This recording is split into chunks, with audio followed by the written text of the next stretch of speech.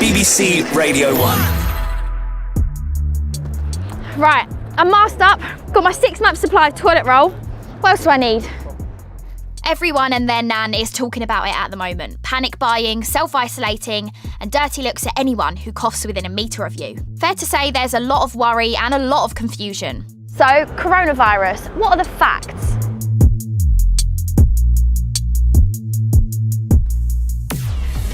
So let's start at the beginning. Scientists are looking at whether one of these may have passed the virus onto a human. If you didn't know, it's a pangolin, OBS. Our best guess is that the virus spread from a bat to one of these and then somehow to a human.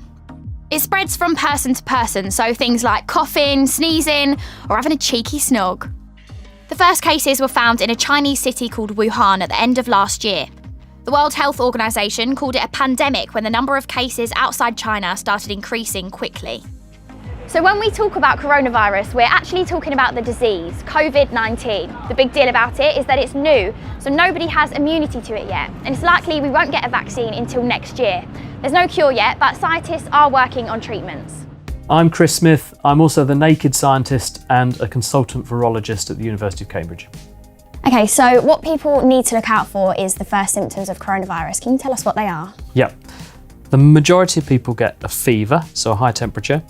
Some of them get a cough, but then as the disease develops, both become more common. So about 88 to 90% of people by the end of this will have a fever. The vast majority will have a dry cough, and then there are some other symptoms. About half of people have a sore throat and a runny nose, and some people have things like diarrhea and vomiting as well. So quite difficult to tell because it's pretty similar to flu.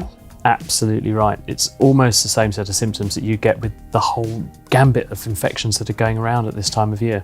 So if someone has coronavirus, how long can they expect to be ill for? The incubation period is about 5 days, and during that time you won't know that you're ill, obviously, but then the symptoms generally come on. As the symptoms come on, they generally get more intense over about a 3 to 5 day period. About a fifth of people who catch this will have symptoms that go on for longer, and some people will get symptoms that go on for longer and are more severe, others less so. If you're ill for longer, it could be couple of weeks before you're feeling better. So the sad reality of this outbreak is that people are dying, and that means real upset that we just can't get away from. From the global data we have so far, we think it's serious for about 1 in 5 people who get it, and it kills about 1 in 100. Who's most vulnerable to coronavirus? The people who are vulnerable to it and have an additional risk are people who are older, and what we know at the moment is anyone who actually is beyond the age of 40, you start to see your risk increase. Anyone who has a pre-existing health condition is also at higher risk, and that means people who have heart problems, high blood pressure problems, diabetes, kidney disease, and chest problems, including people who've smoked a lot. About 1/5 of people we think so far have pretty bad experience with it, but how many people are sort of recovering and doing okay? We only know so far how many people have recovered as a proportion of all the ones we've tested, because you've got to remember that we don't test everybody. So there's probably very large numbers of people actually catching this, and we don't know about them. So we don't really know the accurate answer to that question. But of the people we've tested, more than half have now completely recovered and they're absolutely fine. And there are people in the UK who have had this and have recovered and are absolutely fine. All this talk about pandemic might make you think you'll definitely get it. That's not the case. And there are easy things you can do to lower your chances. So the main advice is simple. You know when you're about 17 and you told your mum you're going to your mate's house, and now you've got to scrub that nightclub stamp off your hand? Yeah, me neither. Anyway, wash your hands really, really thoroughly. Wash your hands with soap and hot water for the length of time it takes to sing Happy Birthday twice.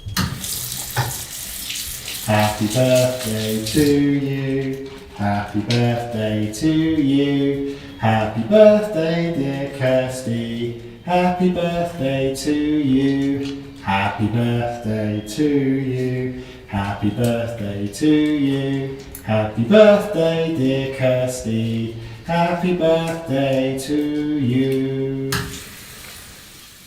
So apart from what you can do, the government have an overall strategy. You can check on 111 online for updates on the government's advice. Generally, if you have even mild symptoms, stay at home. If you start to feel worse, ring 111. A main part of the plan is to keep people as far away from each other as possible. It's called self-isolation. Doesn't mean go to the other end of the country, probably just your bedroom. It's not only to protect you, but it's to stop you spreading it to other vulnerable people. The idea is that we slow down when the real peak is so the NHS can cope better. For a lot of people, the health impact will be less of a problem than the knock-on effects on our everyday life. So things like schools and unis shutting down, working from home, and trying to get around if public transport's not running properly. We'll just have to deal with these things best we can, but when can we expect to get back to normal life? Really tricky to say, because what we know is at the moment everyone's potentially able to catch this. We know that it's spreading very fast because it's a very infectious virus. We know that probably about 4/5 of people in the country this season are going to catch this. Now, how long it then takes to continue rippling on for, we don't know.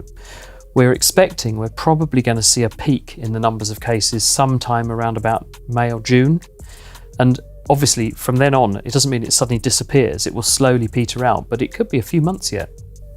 And how practically will it end? Does it mean we'll all become immune to it, or will we all get it and recover? I think, based on what we know about this family of viruses, and there are already 4 coronaviruses that infect humans, and they circulate every winter and they cause the common cold. I suspect that this virus will just join the family. And what will happen is that in the future, you'll catch it when you're young, just another cold that we get when we're little. Children we know are having very trivial symptoms with this, so it'll just be a winter cold, and then you'll be immune for life. So I think the long-term consequence for this is going to be that it's something that we pick up when we're young, we become immune to it, we don't get it again, and so the number of older people who are at risk is going to be really vanishingly small. So I think it'll cease to be a really big headache in the future.